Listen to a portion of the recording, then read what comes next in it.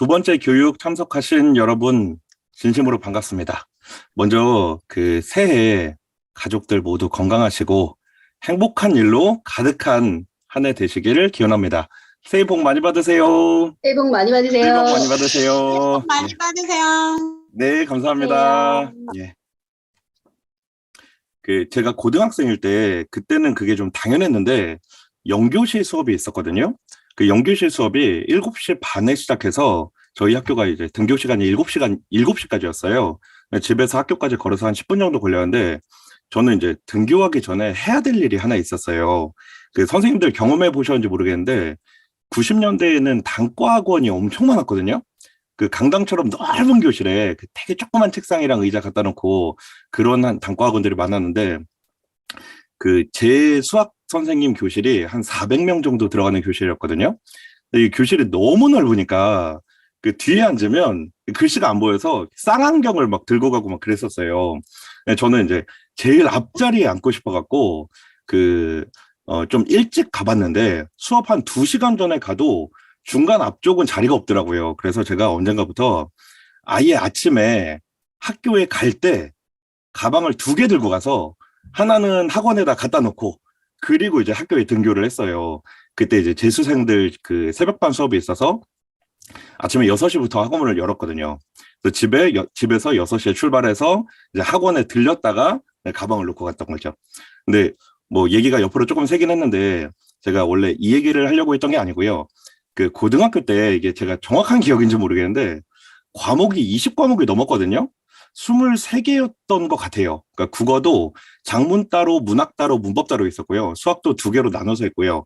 영어도 뭐 생활영어 따로 하고 그래서 국영수만 일단 7과목이었어요. 그리고 이제 과탐이 4과목이니까 여기까지 11과목이죠. 그리고 사탐이 국민윤리, 정치경제, 그리고 국사, 세계사, 한국지리 5개였고요. 그나마 이제 이과라서 사회문화나 뭐 세계지리 이런 건 안 했고요. 그리고 제2외국어가 있었고 은미체 다 했었고 그리고 특이하게 저희 학교는 심리학 수업이 있었어요. 그리고 교련이 있었고요. 그리고 한문도 있었어요. 그래서 아마 이거 세보면 23과목 맞을 거예요. 근데 과목이 이렇게 많다 보니까 어쩔 수 없이 이제 포기해야 되는 과목들이 생겼거든요.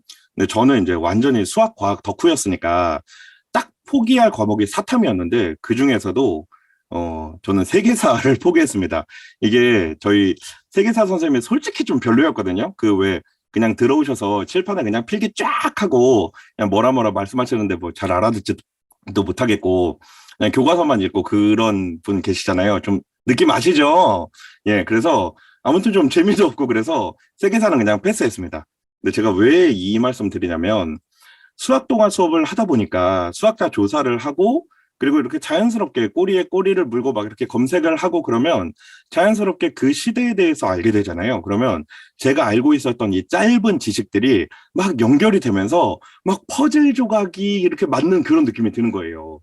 그래서 이 느낌을 아시는지 모르겠는데 아무튼 수학 동화 수업을 하다 보니 이제 역사 공부가 정말 재밌구나. 역사가 얼마나 중요하구나. 그런 걸 이제 막 느끼게 된다는 거예요. 그런데 사실 이제 수학 선생님들 중에 뭐 역사 잘 아시는 분도 계시겠지만 그렇지 않은 분들도 계실 것 같아요. 저랑 비슷하게 역사 잘 모르시다가 수학 동화 수업하면서 역사가 중요하다는 걸 이렇게 느끼셨던 분들이 계실 것 같은데 그래서 이렇게 막 세계사 공부하고 싶은데 뭘 어떻게 해야 될지 잘 모르겠고 이렇게 막막한 느낌 드시는 그런 분들 많으시죠? 그렇죠? 예. 그런 분들에게 강력 추천합니다. 바로 이 책. 짜잔. 곰브리지 세계사 예일대 특별판이라는 책인데요. 좀 두껍거든요. 440페이지까지 있어요. 양장본이고요. 근데 이 두께에 이 책이 23,000원 밖에 안 하고요. 광고 아닙니다. 저 뭔가 이 관계자 뭐 이런 거 전혀 아니고요. 아무튼 세계사 책 추천 이렇게 하면 제일 위에 뜨는 게 바로 이 책이에요. 자, 수학 동화 명 강사가 되고 싶으시면 필독서라고 할 수 있습니다. 날 잡고 보시면 하루에도 다 읽을 수 있는 그런 책이고요. 아무튼 예, 강력 추천하는 책. 이 책 얘기하려고 예, 지금까지 얘기한 거고요. 자, 그래서 프롤로그는 끝.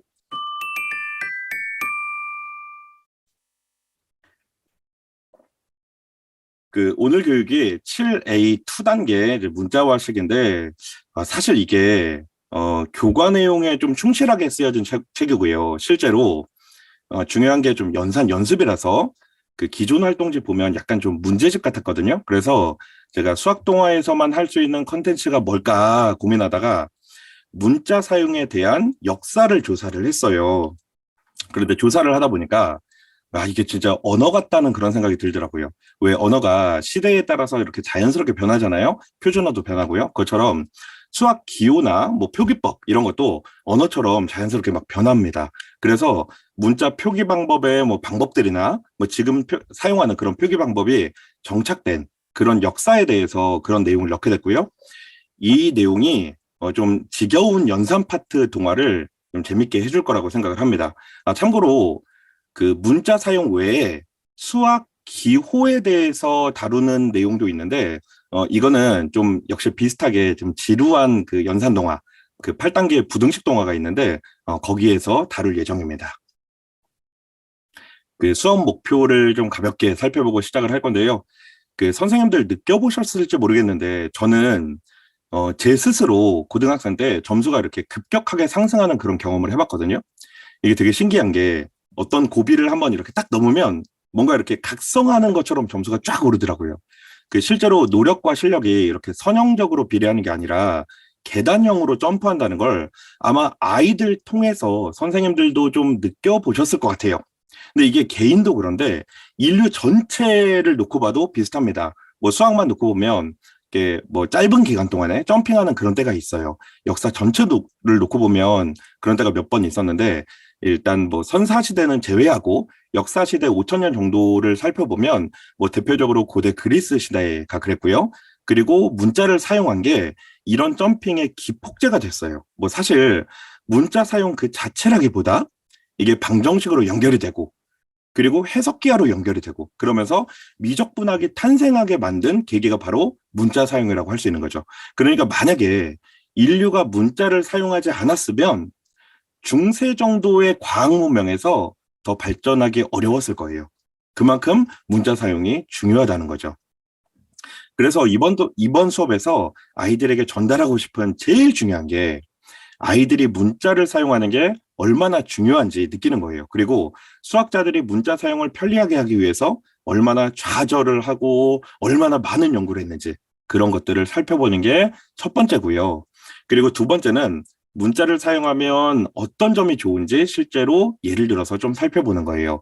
그리고 마지막은 연습입니다. 연산 연습은 생각보다 굉장히 많은 부분에 영향을 주거든요. 뭐 제가 문제집 많이 풀리는 건 별로 좋아하지 않는데 연산은 꾸준히 습관적으로 해야 되는 거라고 생각해요. 생각보다 훨씬 더 중요한 역할을 합니다. 그리고 수업 구성은 뭐 거의 대부분의 수학 동화가 그런데 120분 3회짜리로 짜긴 했어요. 제가 방금 말씀드린 것처럼 이거 연습이 안 되면 방정식 파트로 넘어가기 어렵거든요. 그래서 연습이 좀 부족하다 싶으면 수업은 3회로 짜놨지만 뭐 4회나 5회 정도로 수업을 해도 괜찮습니다. 뭐 수업 계획 바꿔도 되냐고 생각하실 수도 있는데 저의 경우에는 연습이 안 되고 대충 넘어가는 것보다 진도가 좀 느려져도 정확하게 하고 넘어가는 게 중요하다고 생각을 하거든요. 그래서 이렇게 설명드리면 이해 못할 학부모님 한 분도 안 계세요. 그래서 연습을 충분히 하고 넘어가는 게 중요합니다. 그리고 유리수 연산이 잘 안 되는 친구들이 있잖아요. 그런 친구들은 좀 따로 연습을 시켜 주셔야 돼요. 그래서 분수나 또 뭐 괄호 처리 이런 거 잘 못하는 아이들은 이 파트에서 고생할 거 뻔하니까 수고스럽더라도 보충을 좀 해서 연습을 시켜야 됩니다. 마지막으로 3교시 수업은 중학교 2학년 과정이거든요. 이 매스몽 에세이 과정이 교과 과정이랑 완벽하게 똑같게 짜여진 건 아니에요. 그래서 이런 경우들이 좀 생기는데 만약에 이 3교시에 다항식 전개하는 거 이런 거 어려워하는 아이들이 있으면 이 3교시 내용은 그냥 과감하게 빼버리고 나중에 8단계에서 이 부분만 따로 진행을 해도 됩니다. 막무가내로 막 밀어붙이지 말고요. 상황에 따라서 조정을 하면서 진행을 해주세요. 그리고 각 교시마다 뭐 내용을 살펴보면 1교시에서는 문자 사용 의미 그리고 아까 말씀드린 문자 표기 방법에 대해서 공부를 좀 할 거고요. 대입에 대한 내용까지 다룹니다. 그리고 2교시에서도 문자 사용의 의미를 뭐 또 한번 살펴볼 거고요. 그리고 동료한 계산 연습. 이 부분이 연습 파트에 이제 제일 중요하게 됐겠죠. 그리고 3교시에는 뭐 거듭 제곱, 다항식 연산 이런 중학교 2학년 과정에 대해서 공부를 할 거예요. 자, 이 중에서 우리가 이제 중점적으로 다룰 부분이 문자 사용의 의미나 뭐 식을 간단하게 쓰는 방법이 어떻게 변해왔는지 살펴보는 거예요. 자, 그리고 오늘은 제가 아까도 말씀드렸지만 제가 굳이 말씀드리지 않아도 되는 그런 파트들이 꽤 많아요. 그래서 오늘 스터디 후에 시간이 좀 되면, 시간이 남으면 약간의 추가 내용을 살펴보도록 하겠습니다.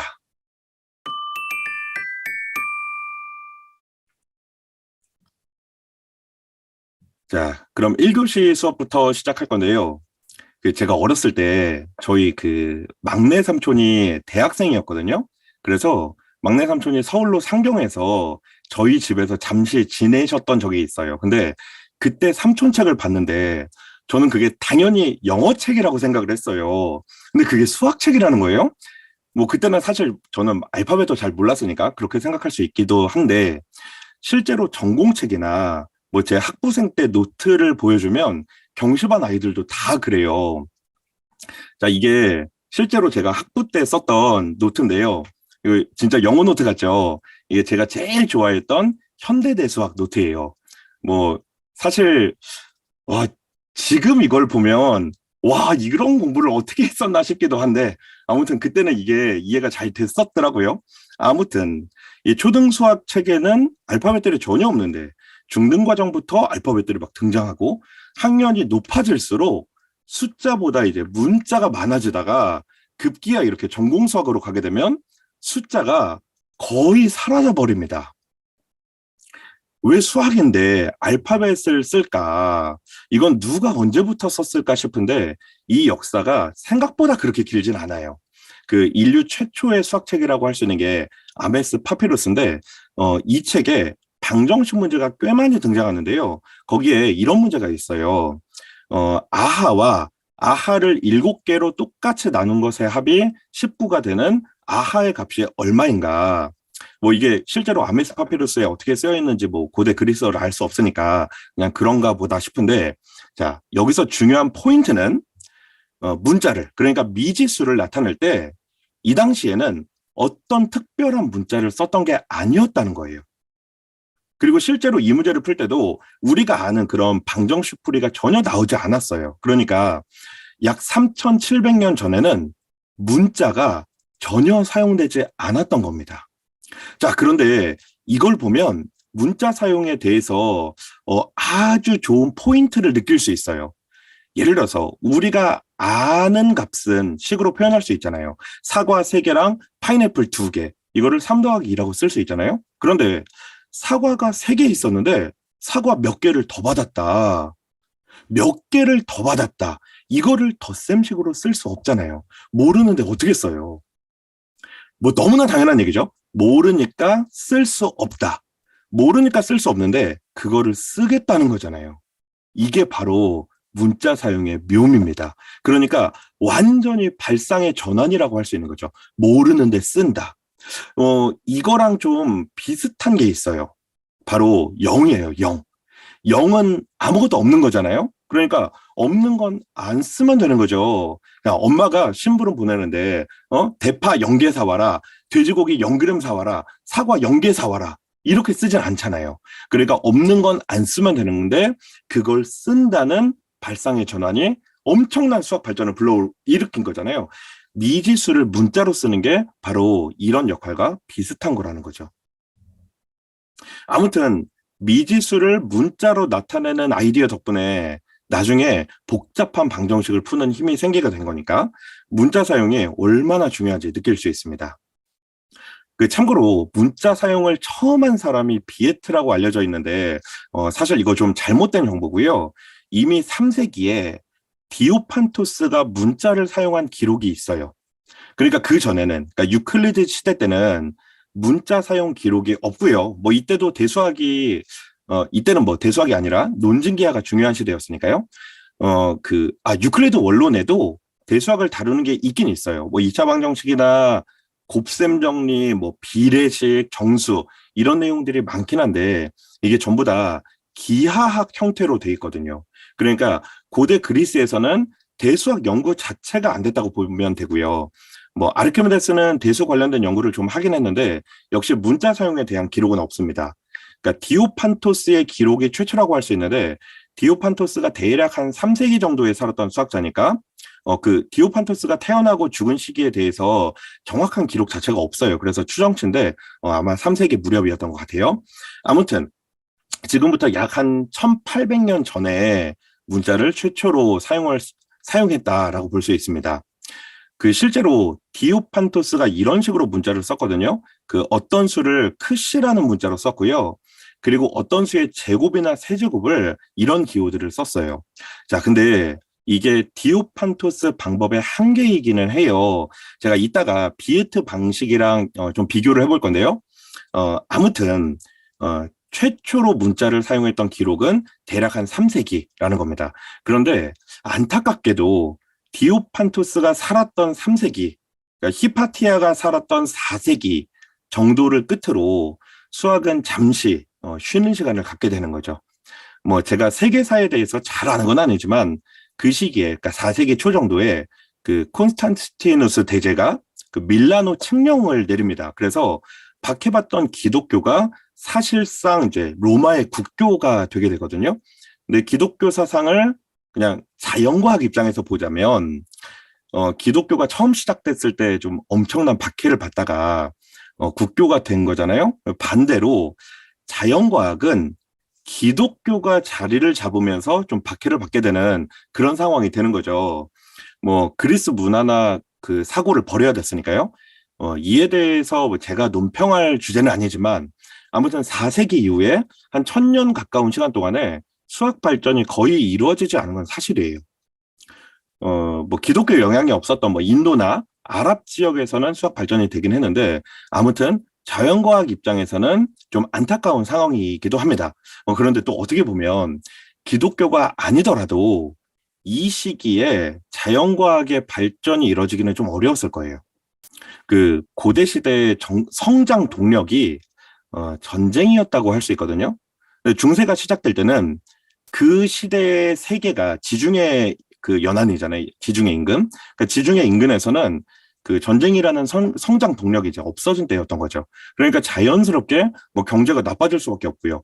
그러니까 뭐 내세를, 그러니까 정신 세계를 중요시하고 그 현세를 인내하는 그런 문화가 생길 수밖에 없었고 자연스럽게 그러면 자연과학은 뒷전이 될 수밖에 없는 그런 당연한 상황이기도 하죠. 그러니까 기독교 문화가 자연과학의 발전을 막았다기보다 자연과학의 발전이 될 동력이 떨어졌다. 그리고 그에 맞는 기독교 문화가 자리 잡았다라고 보는 게 뭐 맞는 것 같기도 해요.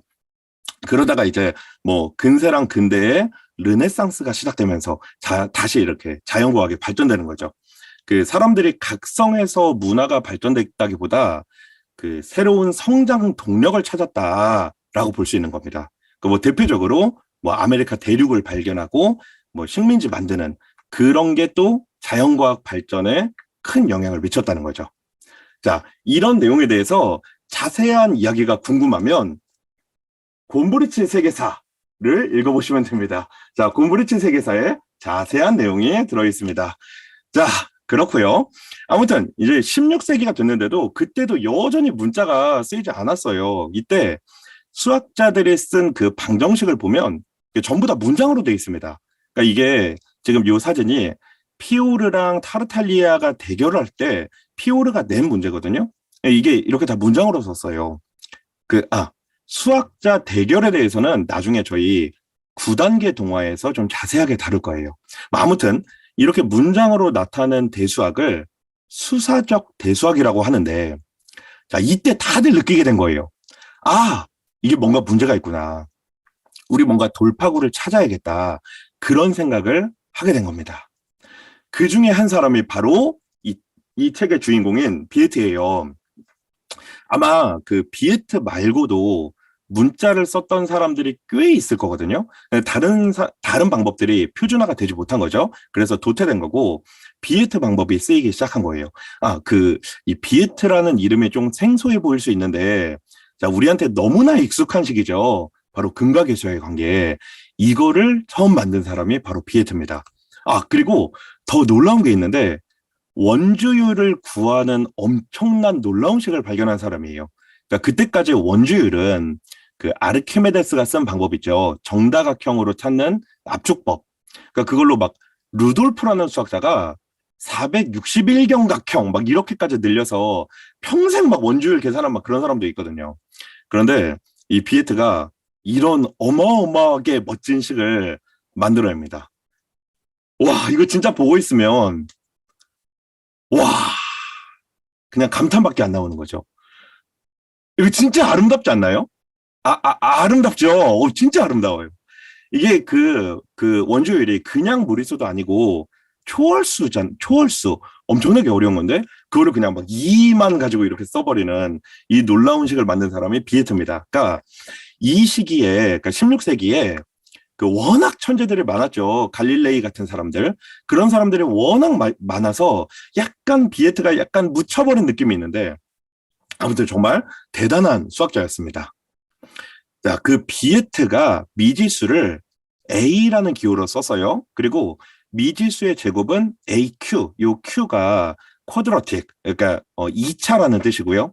그리고 세제곱은 AC로 썼어요. 요 C는 큐빅이라는 뜻인데 3차 방정식이 영어로 큐빅 이퀘이션이에요.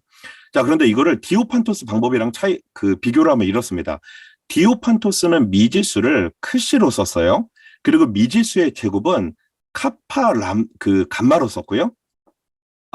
제가 여러분들 드린 강사교육 자료에 카파 가마라고 써놨죠. 카파 가마라고 썼는데요. 그거 오타 아닙니다. 제가 최근에 그리스어 공부를 좀 해봤는데, 감마라고 안 읽더라고요. 가마라고 읽습니다. 가마. 아무튼 그래서 미지수 제곱은 그러니까 까빠 가마라고 읽고요. 그 다음에 미지수 세제곱은 델타 가마라고 읽습니다. 아무튼 자, 중요한 게 이게 뭔가 식이 변형할 때마다 이 기호를 다르게 쓰는 거죠. 근데 비에트는 A라는 기호를 정해두고 식들을 첨자를 이렇게 바꾸는 방식으로 쓰다 보니까 이 디오판토스 방법이 굉장히 이제 불편한 거죠. 그래서 이게 이제 표준이 되지 못했던 거고요. 자, 그러다가 이제 17세기에 정말 세기의 천재가 등장하죠. 데카르트가 나타나면서 표준을 완전히 바꿔버리게 됩니다. 그래서 이때부터 이제 우리한테 익숙한 X제곱 이런 표현들이 등장해요. 그런데 데카르트가 왜 미지수를 A로 안 쓰고 X를 썼냐? 이거에 대해서 여러 가지 썰들이 있거든요. 이거에 대해서 사실 정확한 기록은 없어요. 그래서 그냥 그런 썰들이 있는 건데, 왜 인쇄소에서 이거를 쓰라고 해라. 그런 얘기가 있잖아요. 근데 그거는 약간 그냥 재미로 만들어진 얘기 같고요. 자, 이거에 대해서 몇 가지 썰이 있는데 사람들이 생각하지 못한 썰이 있어요. 자, 무슨 썰이냐면 그거는 다음 시간에 제가 공개를 하겠습니다. 자, 그래서 다음 시간에 결석하지 마시고요. 꼭 본방사수를 해주시길 바랍니다. 자, 아무튼 저희 17세기부터 이제 문자 사용이 정착이 되게 된 거예요. 그래서 17세기부터 이렇게 쭉 문자 사용된 거를 좀 보면, 왜 제가 아까 문자 표기 방법이 언어처럼 변한다 그런 말씀을 드렸잖아요. 그래서 17세기부터 20세기까지 이 수학자들 논문을 보면 표기 방법이 바뀌는 걸 확인해 볼 수 있습니다. 그러니까 당장 우리 17세기의 뉴턴 논문을 보면 우리가 옛날 고전 읽을 때 되게 어렵잖아요. 좀 그런 느낌이에요. 수식 표현이 지금 쓰는 표현이랑 꽤 많이 다르다는 걸 알 수 있어요. 그러니까 문자 사용의 초창기다 보니까 표준이 없는 상태로 저마다 막 이것저것 기호를 쓰게 됐던 거예요. 그래서 지금 우리가 알아보기 좀 어려운 거죠. 자, 그리고 굉장히 중요한 문제가 하나 있습니다. 우리 계산식을 쓸 때 연산기호를 숫자 사이에 쓰잖아요. 이렇게 쓰죠. 자, 이렇게 쓰는 게 당연한데 사실 이게 당연하지 않아요. 자, 연산식을 쓰는 방법이 사실 되게 많고요. 지금 우리가 쓰는 이 방법을 중위표기법이라고 합니다. 자, 이거 말고 전위표기법과 후위 표기법이라는 게 있는데요. 뭐 이거 말고도 뭐 함수 표기법이라는 것도 있고요. 근데 전위 표기법은 말 그대로 연산 기호를 숫자 앞에 쓰는 거예요. 그리고 후위 표기법은 후위 표기법은 뒤에 쓰는 거고요. 자, 그런데 이게 굉장히 어색해 보이잖아요. 그런데 사실 그렇지 않습니다. 이게 혹시 코딩 공부해 보신 분들이라면 이런 표현이 되게 익숙하실 거예요. 실제로 프로그래밍 할 때 후위 표기법 이런 거 써야 될 때가 정말 많거든요. 그래서 소프트웨어 관련돼서 공부하셨으면 아마 이 표기법에 대해서 이미 알고 계셨을 거예요. 네, 아무튼 이 후위 표기법이 좀 재밌는 게 있거든요. 이게 우리말 어순이랑 좀 비슷합니다. 자, 이거를 우리가 2 더하기 3이라는 걸 우리말로 읽으면 2와 3을 더해라 이렇게 읽잖아요. 이거를 후위 표기법으로 쓰면 이렇게 쓰죠. 2, 3 더하기. 그러니까 우리말과 어순이 똑같아요. 그래서 후위 표기법이 이런 장점이 있으니까 제가 그 후위 표기법과 중위 표기법 이거 두 개를 비교하면서 좀 말씀을 드릴게요. 자, 몇 가지만 조금만 더 살펴볼게요. 예를 들어서 자, 이 식을 후위 표기법으로 나타내면 이렇게 쓸 수 있어요. 자, 3, 7, 2 더하기 곱하기. 자, 이게 지금은 익숙하지 않지만 자, 우리말로 읽으면 이렇게 되는 거죠. 3에다가 7과 2를 더한 수를 곱해라. 자, 그렇죠. 그 식 맞죠? 3에다가 7과 2를 더한 수를 곱해라. 그리고 저 표기 방법을 잘 보면 우리말이랑 어순이 똑같습니다. 하나만 더 해볼게요. 자, 이 식을 후위 표기법으로 나타내면 이렇게 돼요. 자, 우리말로 옮기면 4와 7을 더하고 3과 5를 더해서 곱해라. 자, 첫 줄에 써 있는 식을 보면 진짜 그거 맞죠? 4와 7 더하고, 그 다음에 3과 5를 더한 다음에 곱해라. 잖아요. 그래서 후위 표기법이 우리말 어순과 굉장히 유사합니다. 그런데, 제가 왜 후위 표기법 얘기를 하나 싶으실 텐데, 이게 중위 표기법 단점 때문이에요. 자, 이거 두 개 연산 다른 거 우리 다 알고 있잖아요. 그런데, 두 번째 식에서 우리는 곱셈을 먼저 합니다. 그렇죠? 그런데 자, 선생님들 왜 곱셈을 먼저 하셨어요? 왜 곱셈을 먼저 했죠? 사실 이유가 당연하죠. 선생님들의 선생님이 곱셈을 하라고 가르쳤으니까 당연히 그렇죠. 그러면 그 선생님은 왜 그렇게 가르쳤을까? 그 선생님의 선생님이 그렇게 가르쳤으니까. 그러면 그 선생님의 선생님은 왜 그렇게 했냐? 그 선생님의 선생님의 선생님이 그러셨을 거고. 자, 근데 이렇게 쭉 올라가면 그 꼭대기에 누가 있었을까요? 누가 곱셈을 먼저 하라고 최초로 가르친 사람이 있을까요? 당연히 그랬을 리가 없죠. 그러니까 옛날에는 아마 중구난방이었을 거예요. 그러다가 이제 합의를 하고 이렇게 표준이 생기게 된 거겠죠. 근데 아무튼 오랜 논의 끝에 이제 곱셈을 먼저 하는 표준이 생긴 건데, 자, 그게 바로 중위표기법의 단점이라는 거죠. 자, 중위표기법은 연산 순서를 생각을 해야 돼요.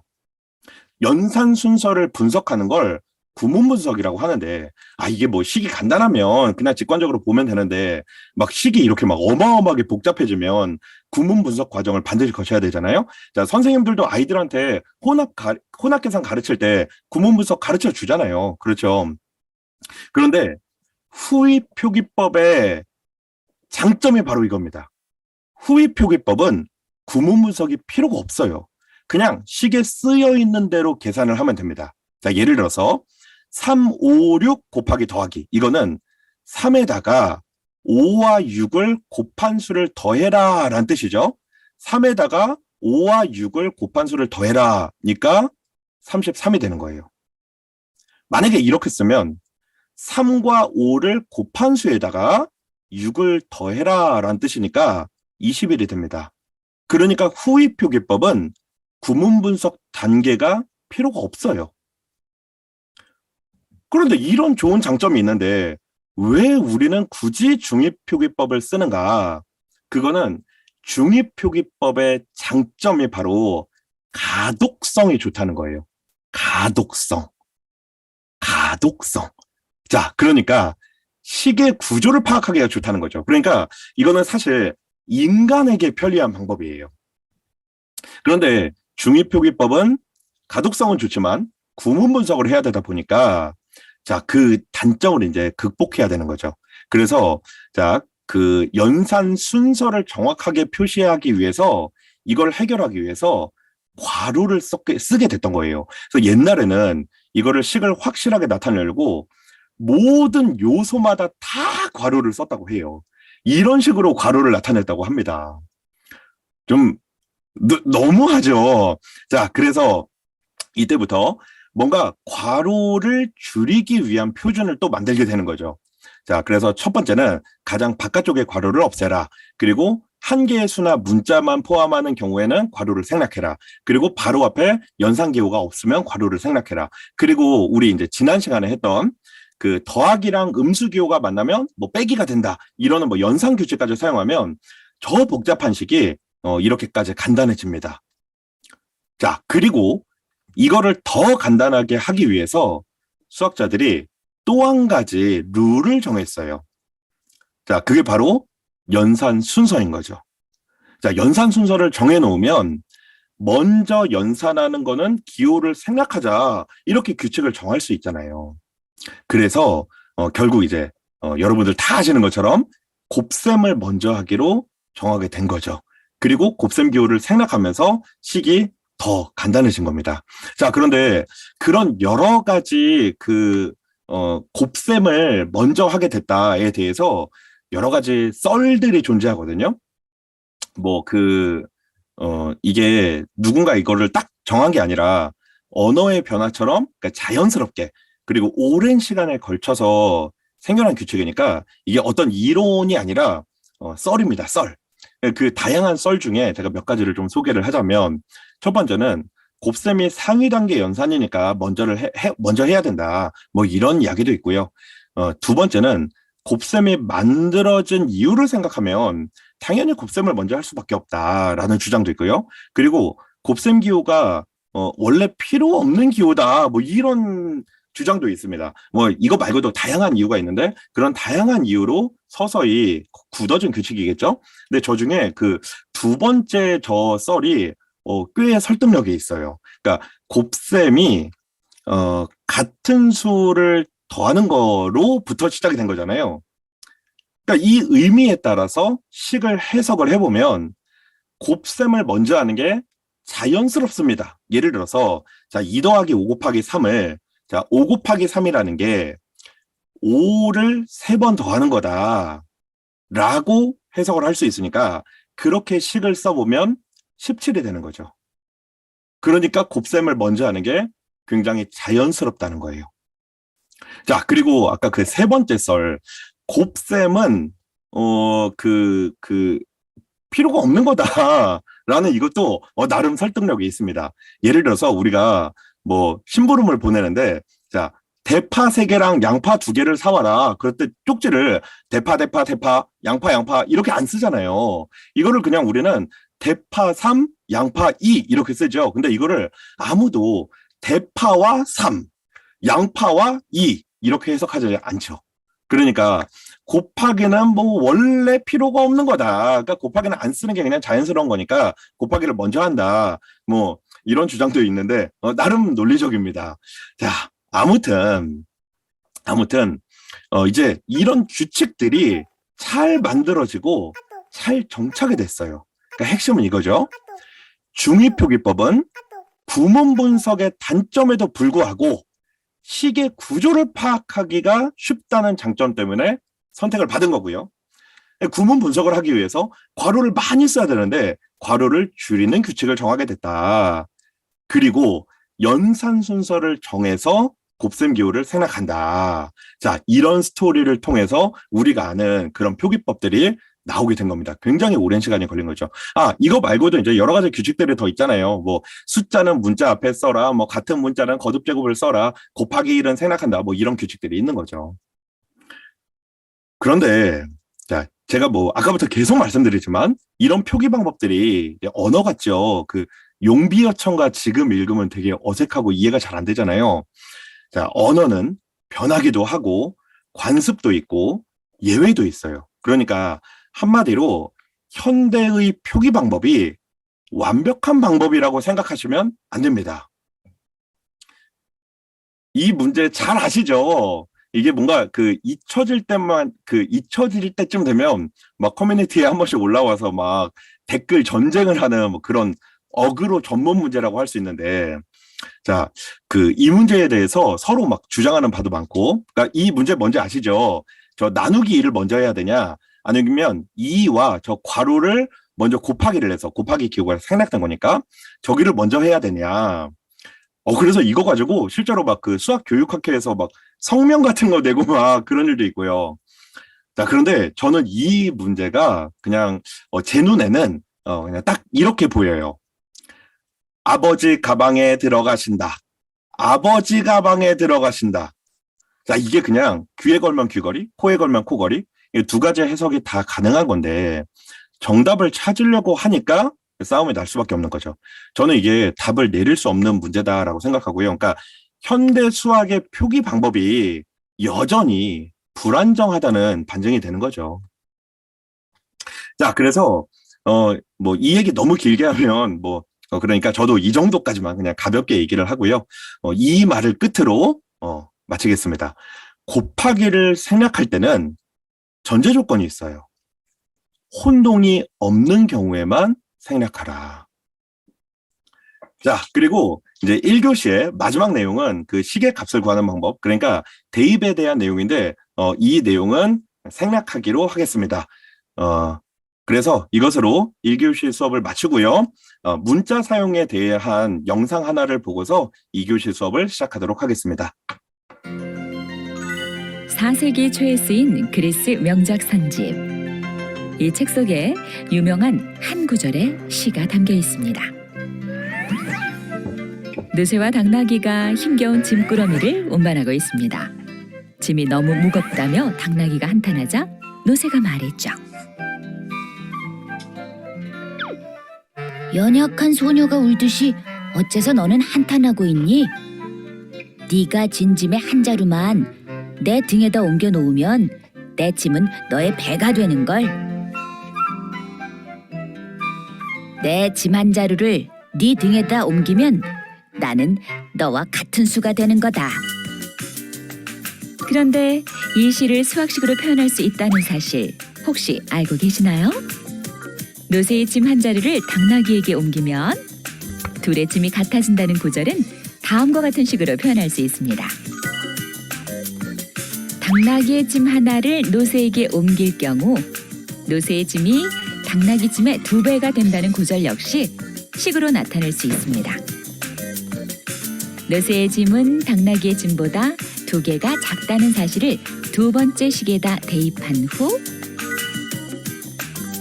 당나귀 짐의 수라는 표현 대신 네모로 바꿔보면 식을 간단히 나타낼 수 있는데 현대의 우리는 x라는 수학 기호를 더 많이 사용합니다.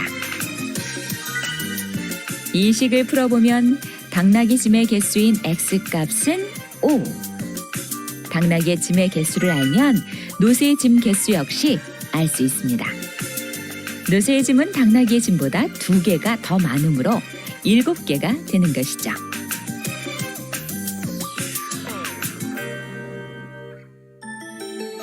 고대 이집트 시대의 수학책입니다.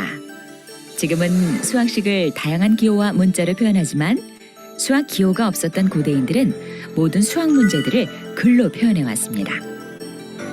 고대 중국의 수학책에서도 수학 기호나 문자를 찾아보긴 힘듭니다. 그리스 시대의 수학책을 살펴볼까요? 이 문장을 해석해보면 어떤 수를 3번 곱한 값의 2배에 어떤 수를 2번 곱한 값의 5배를 빼고 3을 더한다는 뜻입니다. 현대 우리는 이 식을 2x 세제곱 마이너스 5x 제곱 플러스 3 이렇게 표현하죠. 그런데 처음부터 이런 표현을 쓰진 않았습니다. 3세기 후반 그리스의 수학자 디오판토스는 식을 표현할 때 말 대신 기호를 처음으로 쓰기 시작한 수학자입니다. 수학식을 긴 문장으로 표현하는 것보다 훨씬 간편해 보이죠? 이후에도 수학자들 사이에서 복잡한 수학식을 보다 쉽게 표현하려는 노력이 이어졌는데요. 16세기 프랑스의 수학자 비에타는 어떤 수의 세제곱을 AC, 어떤 수의 제곱을 AQ라는 문자로 표현했다고 합니다. 영국의 수학자 해리엇의 표기법은 더욱 간단했습니다. 어떤 수의 세제곱을 AAA, 어떤 수의 제곱을 AA로 표현했습니다. 복잡한 식을 보다 간편하게 표현하기 위해서 다양한 변화를 거듭해온 수학식. 잘 모르는 것을 표현할 때 쓰는 어떤 수는 왜 수학기호 X를 사용하게 됐을까요?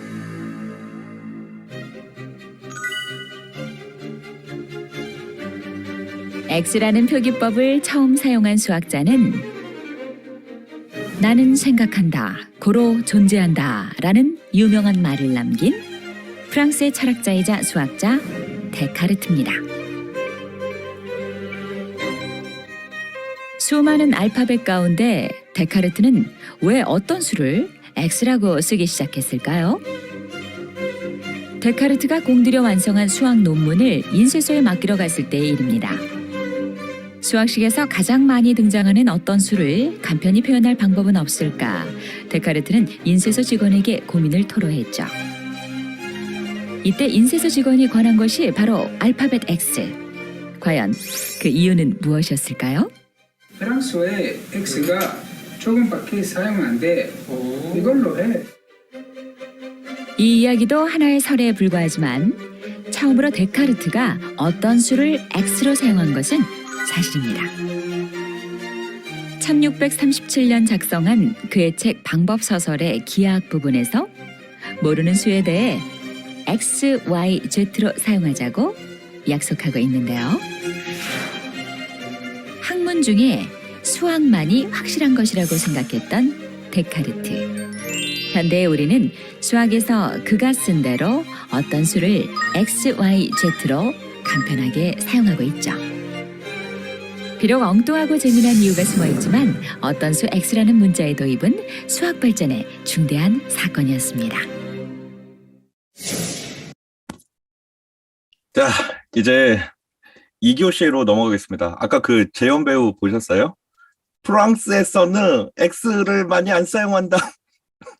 자, 아무튼 2교시에서도 그 문자 사용 의미를 살펴보고 시작을 할 건데, 자, 여기서는 두 가지를 살펴볼게요.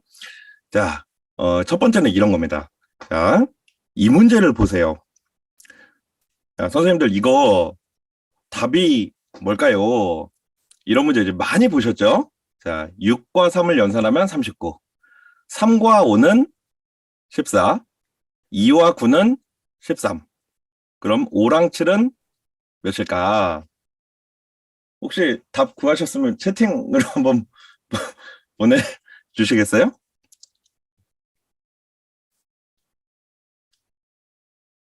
오, 굉장히 빠른 속도로 채팅이 막, 우와, 자, 오, 와, 와. 자, 제가 지금 이게 다 체크하기도 힘들 정도로 이제 많은 분이 정답을 보내주셨습니다. 예, 예, 예, 예, 예, 예. 예, 예. 아, 예, 예. 자, 그러면 이 정도면 됐고요. 자, 이제 대부분 이제 선생님들이 찾으신 것처럼 이거 답이 32예요. 자, 이렇게 계산하셨죠, 당연히? 이렇게 계산하셨죠? 그래서 앞에 수를 제곱해서 뒤에 수를 더하면 된다. 그런데 혹시 이거 말고 다른 답 찾으신 분 계세요? 다른 답? 혹시 이거 다른 답 찾으시면 그 채팅으로 한번 보내주시겠어요? 그냥 답만 그냥 보내면 안 되고 이유도 간단하게 좀 써서 그냥 일단 혹시 다른 답을 찾으신 분이라면 채팅으로 한번 답을 보내주시면 감사하겠습니다.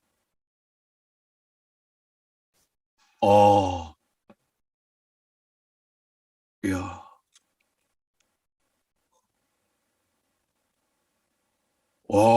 이야. 자, 일단 시간이 많지 않으니까 지금 무려 빵분이 답을 보내주셨네요.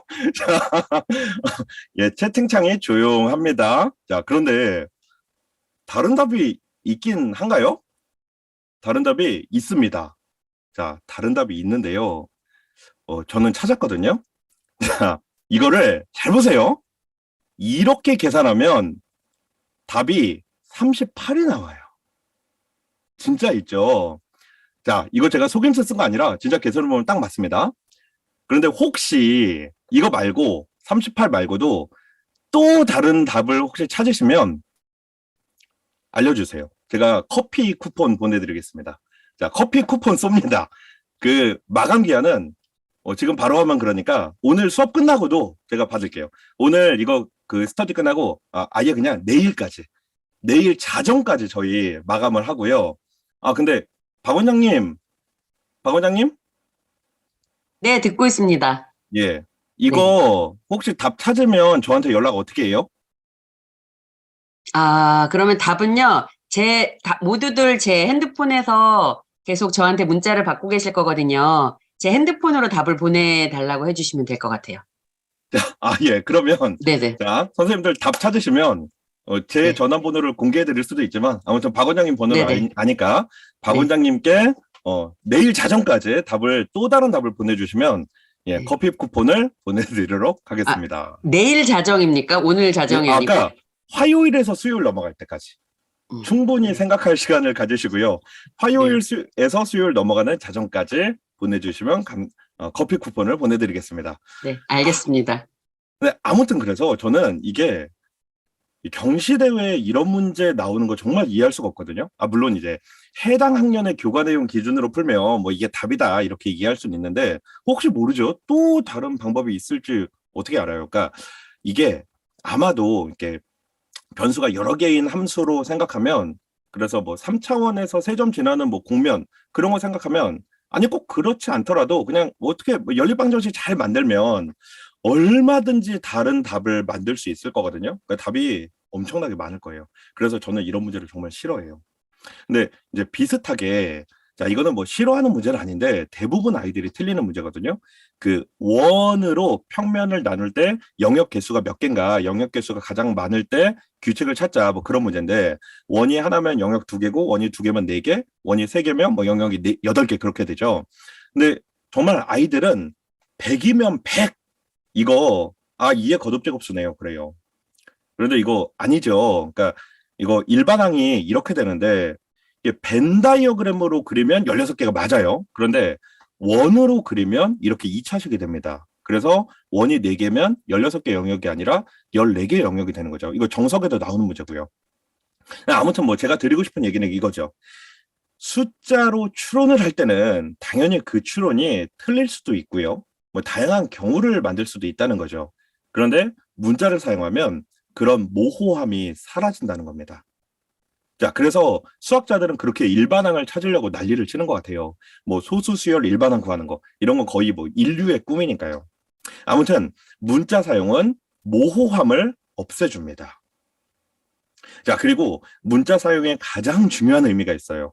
그 16세기에서 17세기의 자연과학자들의 가장 중요한 연구 주제들이 뭐 빛이나 에너지나 운동 이런 것들인데 그 중에서 운동에 대해서 말씀드리면 이게 등속 운동은 진짜 쉽죠. 뭐 초등학생들도 이해할 수 있을 정도니까. 그런데 가속 운동은 가속 운동이 되는 순간 이제 되게 어려워지는 거죠. 그 케플러가 티코 브라헤한테 관측 자료를 받고 나서 엄청난 발견을 했습니다. 그 지구 궤도가 원이 아니라 타원이라는 거죠. 게다가 속도가 변한다는 거예요. 자, 이 내용에 대해서는 바로 다음 동화에서 좀 다루게 됩니다. 아무튼 이걸 발견하긴 했는데 문제는 이 관련된 증명을 전혀 못했다는 거예요. 이게 가속 운동이니까. 그러니까 속도가 변하는데 그 변하는 것 자체가 계산이 너무 어려운 거죠. 이게 선형적으로 변하는 것도 아니니까. 그래서 이 문제가 케플러가 살고 있던 데는 전혀 못 풀었고요. 그러다가 이제 그때 등장해서 이 시대를 평정해버린 사람이 바로 뉴턴입니다. 그게 바로 미적분학인 거죠. 그러니까 뉴턴 방법은 이제 유율법이라고 했는데 아무튼 뉴턴이 이 미적분학에 대한 프린키피아라는 책을 내면서 이제 이런 그 거시 세계의 운동 방정식은 그냥 끝나버리게 되는 거죠. 그 미적분에 대한 그리고 미적분 논쟁에 대해서 이 바로 다음 책, 그러니까 좌표에서 아주 자세하게 다룹니다. 아무튼 뭐 그때 자세히 말씀드리겠지만 이 뉴턴은 좀 그래요. 이 뉴턴은 약간 좀 그 과대 포장되어 있는 듯한 그 느낌이 있는데 아무튼 이것도 다음 시간에 자세하게 얘기해 드릴 테니까 다음 시간에 본방사수하는 거 잊지 마시고요. 어, 아무튼 문자 사용의 핵심이 바로 변수를 나타낼 수 있다는 거죠. 변하는 상황을 숫자로 계속 쓸 수 없으니까 또 뭐 무수히 많은 값을 통과하면서 변하면 그거를 숫자로 어떻게 쓰겠어요. 그런 의미에서 뭐 아까도 말씀드렸지만 문자 사용이 미적 번역으로 연결이 되면서 이 수학이 점핑하게 되는 그런 계기가 된다는 거죠. 자, 뭐 이 정도까지 얘기해도 되는데 실제로 한 가지 예를 좀 해볼게요. 자, 가장 기초적인 가속 운동 중에 그 등가속 운동이 있죠. 그러니까 쉽게 말씀드리면 뭐 차가 출발하는 순간 혹은 차가 브레이크를 밟고 멈춰설 때 또 아니면 뭐 물건을 떨어뜨리는 자유낙하 그런 상황들이죠. 자, 이게 그 등가속도 운동 방정식인데 그 아마 그 고등학교 물리 기억하시는 분은 이 식을 보면서 약간 그 좀 어색하다는 생각이 드실 수도 있습니다.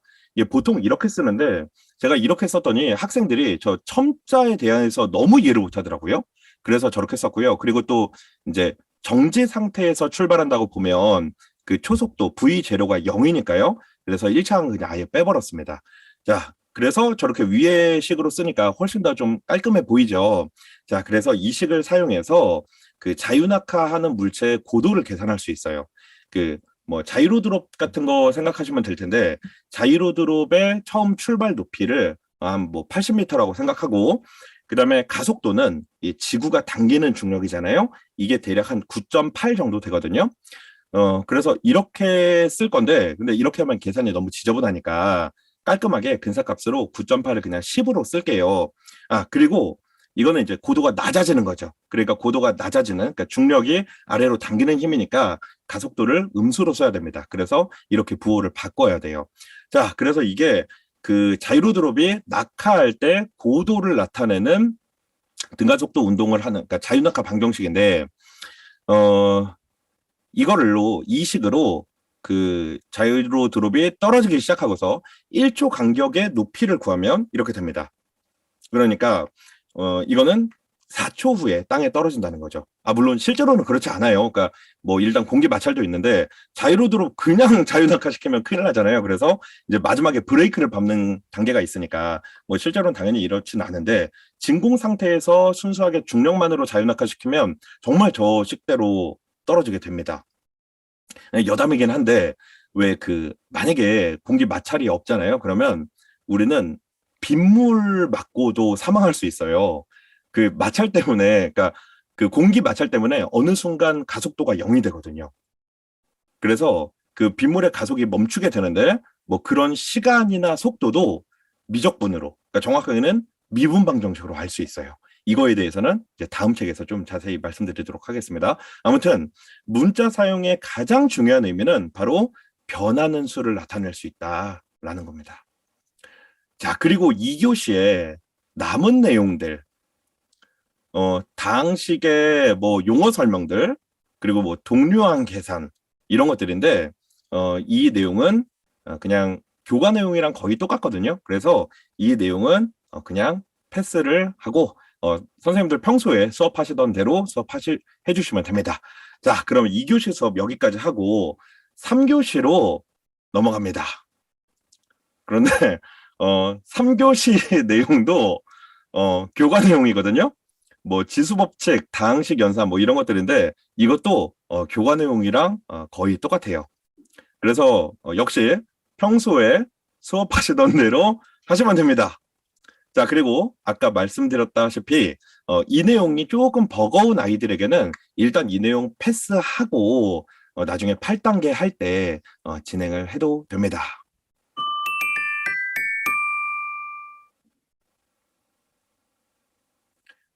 자, 그럼 이제 탐구 주제를 좀 살펴볼 건데 그 첫 번째 주제는 곱셈을 생략해서 혼동이 생기는 연산식. 이거를 아이들이 직접 만들어 보는 거거든요. 그런데 제가 이 내용을 활동지에 넣지는 않았어요. 이게 너무 막 그 논란이 많은 문제라서 활동지에 넣지는 않았고 수업 시간에 선생님들이 아이들에게 이제 예를 보여주고 이게 이렇게 다양한 해석이 가능하다 뭐 그런 설명을 해주시고요. 그리고 이거 문제 만들기를 해보면 대부분 그 비슷한 형태로 문제를 만들게 되거든요. 아까 제가 그 보여드렸던 식처럼.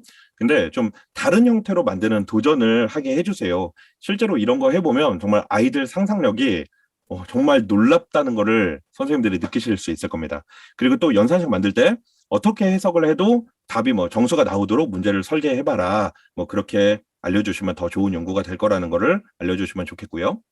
그리고 두 번째 탐구 주제는 그 등가속도 운동 방정식을 사용해서 여러 높이에서 이 자유낙하하는 데 걸리는 시간을 계산해 보는 연구예요. 뭐 일단 고층 빌딩이나 뭐 산의 높이 같은 거는 인터넷으로 조사를 하고요.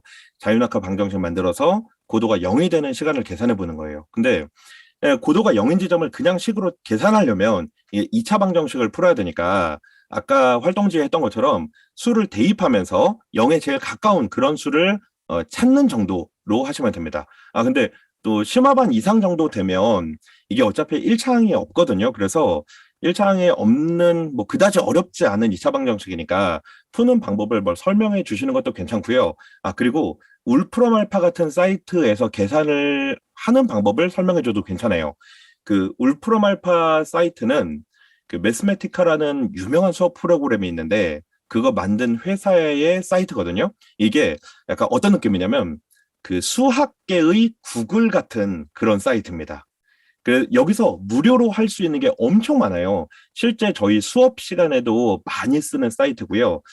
이 사이트에 대해서는 나중에 제가 시간이 될 때 좀 자세하게 설명을 해드리도록 할게요. 자, 그리고 세 번째 연구 주제는 조금 어려운 연구이긴 한데 그 제가 활동지에 그 지수법칙 중에 나누는 경우에 지수끼리 뺀다에 대한 내용을 넣어놨는데 활동지에는 그 나눠지는 수가 나누는 수보다 큰 경우, 그러니까 지금 저 식에서는 m이 n보다 큰 경우만 넣었거든요.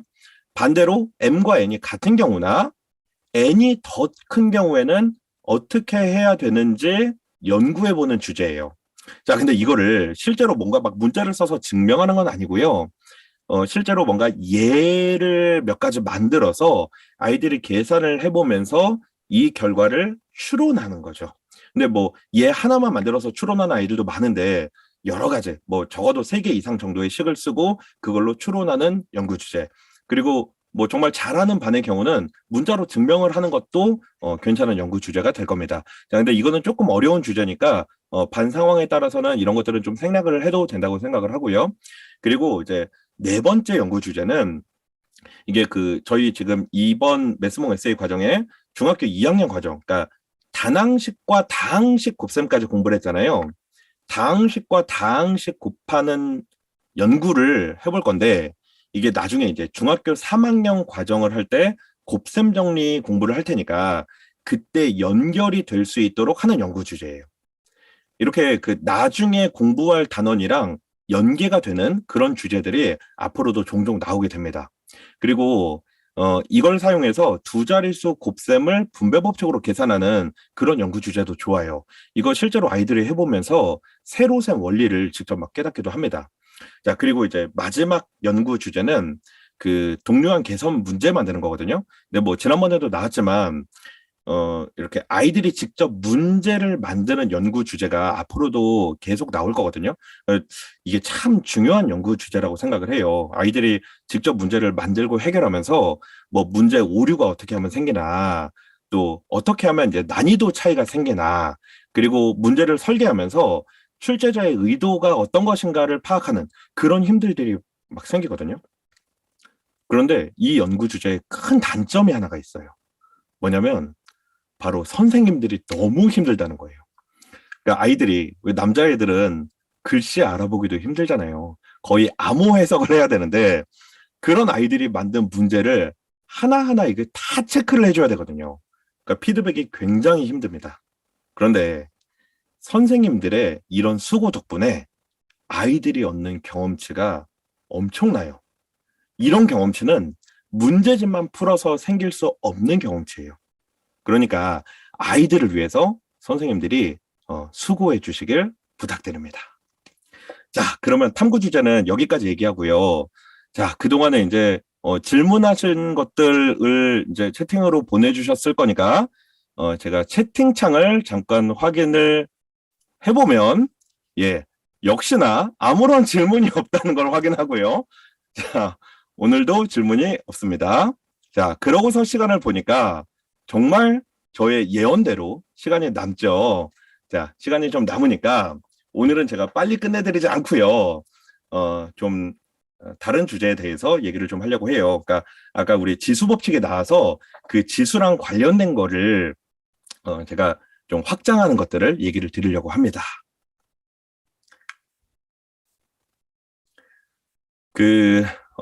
연산의 차원에 대한 얘기를 좀 할 건데, 이 수학자들이 참 귀찮은 걸 싫어하거든요. 그래서 덧셈을 간단하게 해서 곱셈을 만들고, 곱셈을 간단히 해서 거듭제곱을 만들죠. 그러면 이런 생각이 들잖아요. 거듭제곱을 간단히 한 연산을 만들면 되겠다. 이런 생각이 들죠. 근데 사실 이게 별로 필요가 없었어요. 그러니까 뭐 특별한 경우가 아니면, 그러니까 뭐 19세기 정도까지는 이런 생각을 할 필요도 없었던 거죠. 그런데 수학이 발전하면서 그냥 자연스럽게 이런 상황들이 이제 필요해진 거예요. 자, 그래서 거듭제곱을 여러 번 한 연산을 테트레이션이라고 하는데, 이런 연산을 20세기 이후에 만들게 됩니다. 자, 그런데 테트레이션을 정의하기 위해서 그 전 단계를 이제 귀납적으로 확장을 해볼 거예요. 그러니까 덧셈을 곱셈으로 쓸 때 우리가 더하는 수랑 시행 횟수를 쓰죠. 마찬가지로 곱셈을 거듭제곱으로 쓸 때도 그 연산하는 수와 시행 횟수를 씁니다. 그럼 마찬가지로 거듭제곱으로 이렇게 쌓아 올린 연산도 똑같은 방법으로 거듭제곱하는 수를 쓰고 시행 횟수를 쓰는데, 이때 왼쪽 위에 이렇게 작게 쓰기로 했어요. 자, 이거를 이제 테트레이션이라고 하는데, 참고로 4차원 이상의 연산은 그냥 하이퍼 연산이라고 불러요. 근데 테트레이션 연산할 때 이제 조심해야 될 게 하나 있습니다.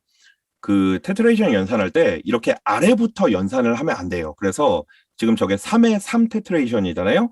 저거를 19,683 이렇게 계산하면 안 되고요. 위에서부터 연산을 해야 됩니다. 그래서 위에서부터 연산을 하면 대략 한 7조 6천억 정도 되는 수예요.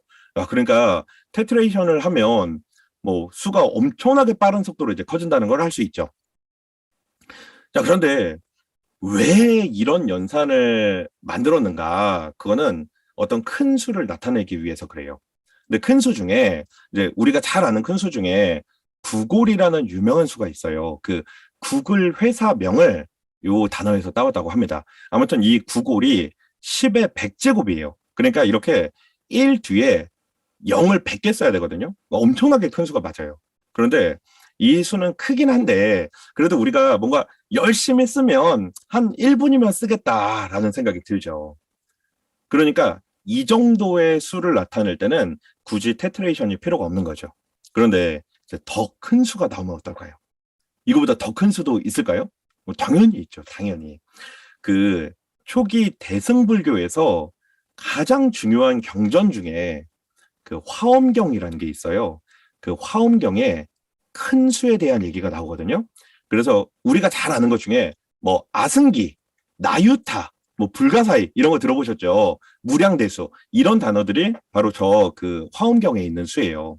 근데 화엄경에 나오는 수 중에 가장 큰 수가 불가설, 불가설전이라는 수입니다. 저거예요.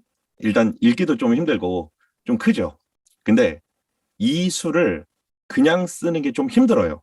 뭐 열심히 쓰면 언젠가 쓰겠지라고 생각하실 수도 있는데, 만약에 전 세계 사람들이 1초에 0을 하나씩 쓴다고 생각해봐요. 전 세계 사람들이. 그렇게 다 같이 24시간을 써서 한 우주 나이 정도, 한 100억 년 정도를 쓰면 저 수의 한 1000억 분의 1 정도를 쓸 수 있습니다. 그러니까 이 수가 얼마나 큰 수인지는 상상하시면 안 돼요. 상상하시면 머리가 지끈지끈 하실 겁니다. 자, 아무튼 그런데 이 수는 이제 거듭제곱으로 쓰기도 쉽지 않잖아요. 그래서 거듭제곱을 이제 2층으로 쓰기가 좀 어려우니까 3층까지 올립니다. 3층까지 쓰면 좀 쓰기가 낫죠. 자, 그런데 더 큰 수도 있겠죠.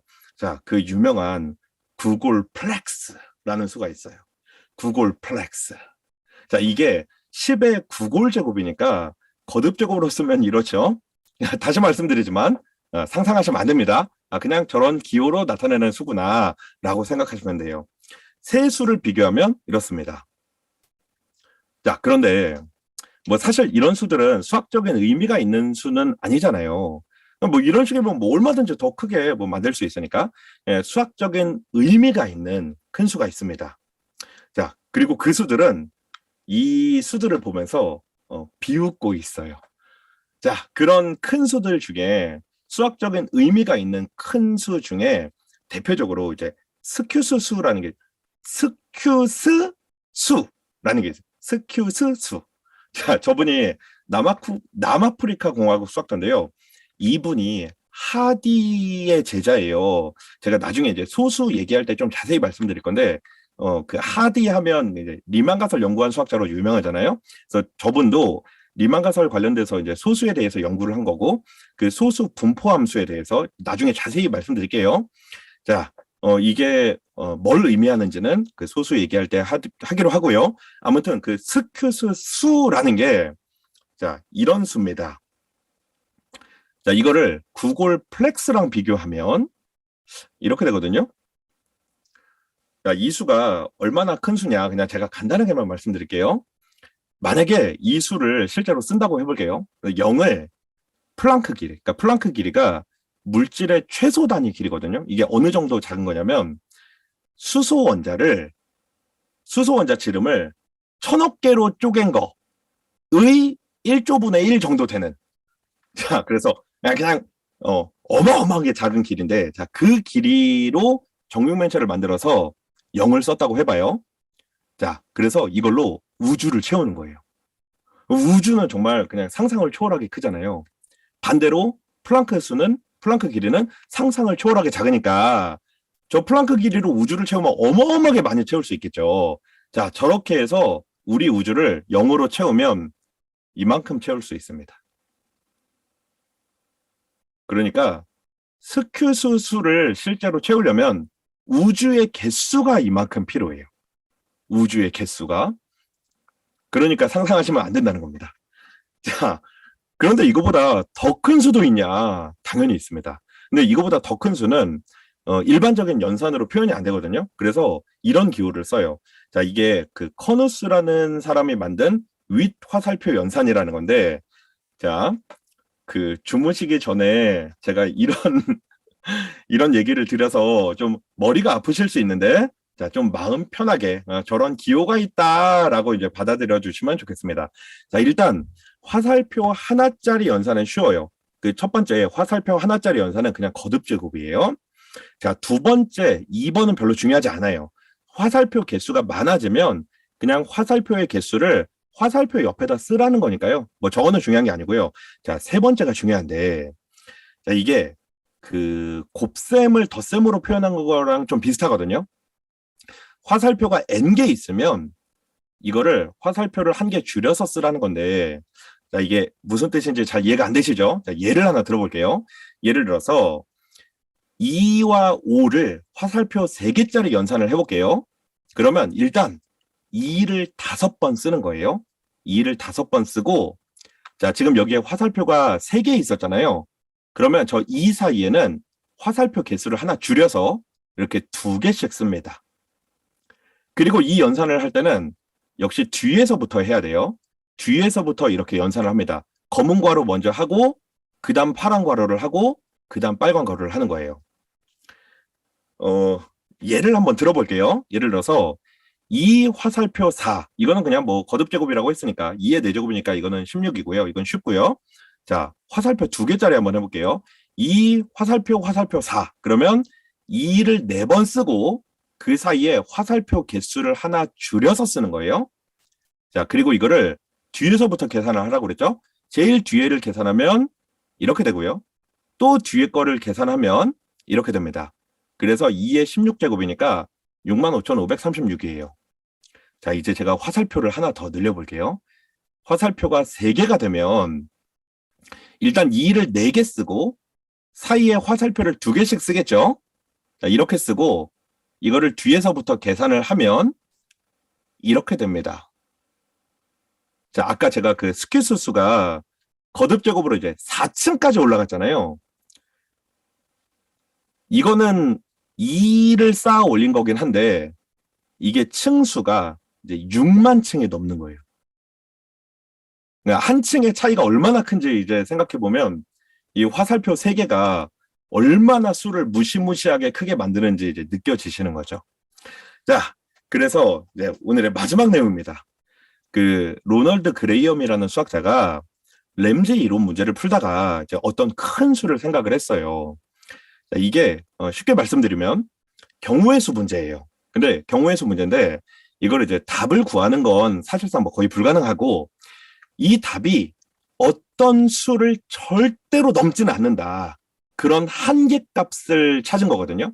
그 한계값을 그레이엄 수라고 해요. 자, 그레이엄 수가 어떻게 만들어지냐면 일단 1단계는 화살표 2개부터 시작을 할게요. 자, 3 화살표 3 이걸 계산하면 아까 제가 보여드린 대략 한 7조 6천억 정도 됩니다. 그리고 이제 여기서 화살표를 하나 늘리는 거예요. 화살표를 3개를 쓰면 3이 7조 6천억 층 쌓여있는 모양이 돼요. 화살표 3개일 때 이렇습니다. 화살표가 4개가 되면 그만 알아보도록 합시다. 자, 그래서 이제 화살표 4개가 되면 그냥 뭐 상상 같은 거 하지 마시고요. 그냥 저런 기호가 있구나. 자, 그런데 이게 그레이엄 수냐? 그건 아니고요. 자, 이 수를 G1이라고 해요. 그러면 이제 G1을 이용해서 G2를 만들 건데요. G2는 3과 3 사이에 이제 화살표를 채우는데 화살표를 몇 개를 채우냐? 5개, 6개, 7개 이렇게 채우는 게 아니라 화살표 개수를 G1개만큼 채웁니다. G1개만큼의 화살표를 채워요. 그래서 이런 식으로 이제 계속 확장을 하는 거예요. G3는 화살표를 G2개만큼 채우는 거죠. 자, 이런 식으로 쭉 가다가 G64가 나오면 그거를 그레이엄 수라고 부릅니다. 자, 그거를 이제 대문자 G로 쓰고요. 자, 이게 바로 그레이엄 수입니다.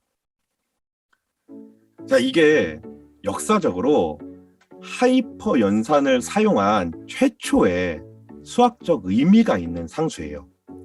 그런데 뭐 그런 얘기 하시는 분이 계십니다. 이게 뭐 필요하냐? 뭐 그런 말씀 하시는데 그 수학자들은 필요해서 연구하는 게 아니에요. 수학자들은 그냥 궁금해서 연구를 하는 건데 그거를 과학자들이나 공학자들이 사용하는 거죠. 굳이 수학적인 의미를 뭐 따진다면 어떤 문제의 답이 무한은 아니다. 그러니까 상계가 존재한다. 이런 증명을 할 때 아주 유용하게 쓸 수 있는 그런 스킬입니다. 아무튼 지금 우리에게는 이런 것들이 굉장히 어색해도 미래에 우리 후손들이 이런 수를 실제로 사용하고 뭐 자유자재로 다루는 뭐 그런 수학 실력을 갖게 되는 날이 올지도 모르겠습니다. 자, 제가 오늘 준비한 얘기는 여기까지입니다. 유익한 시간이 되셨는지 궁금합니다. 내용이 마음에 드셨으면 좋아요, 구독 부탁드리고요. 그거 아니고 자, 내용이 마음에 드셨으면 봄브리치의 세계사 읽어보시고요. 자, 그럼 쌀쌀한 날씨에 감기 조심하시고 우리 2주 뒤에 방정식 동화로 만나도록 하겠습니다. 자, 늦은 밤 참 피곤하실 텐데 저 복잡한 수학 얘기 들으시느라고 수고 많으셨습니다. 자, 오늘 이야기 여기서 마치도록 하겠습니다. 감사합니다. 고생하셨습니다. 감사합니다. 감사합니다. 2주 뒤에 뵐게요. 감사합니다. 감사합니다. 안녕. 안녕. 안녕. 안녕히 가세요. 안녕히 가세요. 감사합니다.